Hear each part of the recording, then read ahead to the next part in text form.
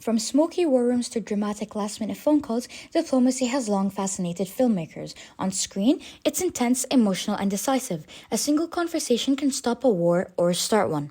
Welcome back to the global stage. Today, we're examining how diplomacy is portrayed in pop culture, especially in film, and separating cinematic myth from political reality.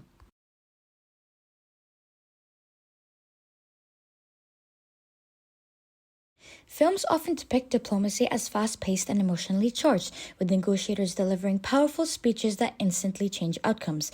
This exaggeration isn't entirely false. Diplomatic moments can be intense, especially during crisis. Tone, timing, and delivery genuinely matter. A single statement can escalate or diffuse tension. What movies get right is the emotional weight of diplomacy, but they often ignore the long, quiet groundwork that makes those moments possible.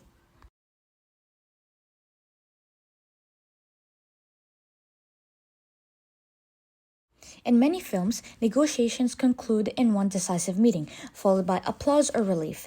In reality, diplomacy is rarely so swift. Agreements take months or years, involving drafts, reversals, and repeated breakdowns. Progress is incremental and setbacks are expected. Movies get it wrong by suggesting diplomacy is about sudden breakthroughs rather than sustained patience and endurance.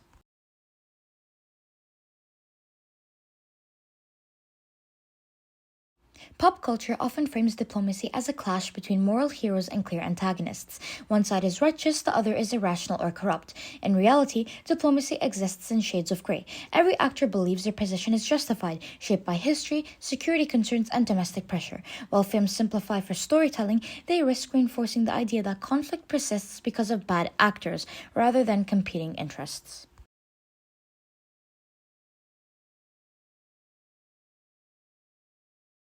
Movies correctly highlight the importance of words. Speeches, threats, and promises are portrayed as tools of power, and this is largely accurate. However, what films miss is how carefully language is constructed. Real diplomacy relies on ambiguity, deliberate phrasing, and translation precision. A single word in a treaty can be negotiated for hours, not for drama, but because meaning determines consequence.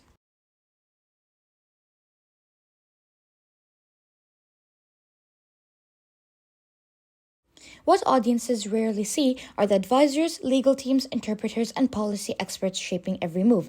Diplomacy is portrayed as a network of individuals, not institutions. This omission makes diplomacy appear personal rather than procedural, driven by charisma instead of coordination. Yet in reality, diplomacy is collected, calculated, and deeply constrained by structure. Pop culture captures the spirit of diplomacy, the tension, stakes, and human emotion, but it often distorts reality. True diplomacy is less cinematic and more complex. It is built through repetition, restraint, and compromise, not dramatic monologues or instant triumphs. Understanding what movies get wrong matters because how we imagine diplomacy shapes how we expect the world to be governed. Don't forget to subscribe if you want to keep exploring the fascinating world of diplomacy with me.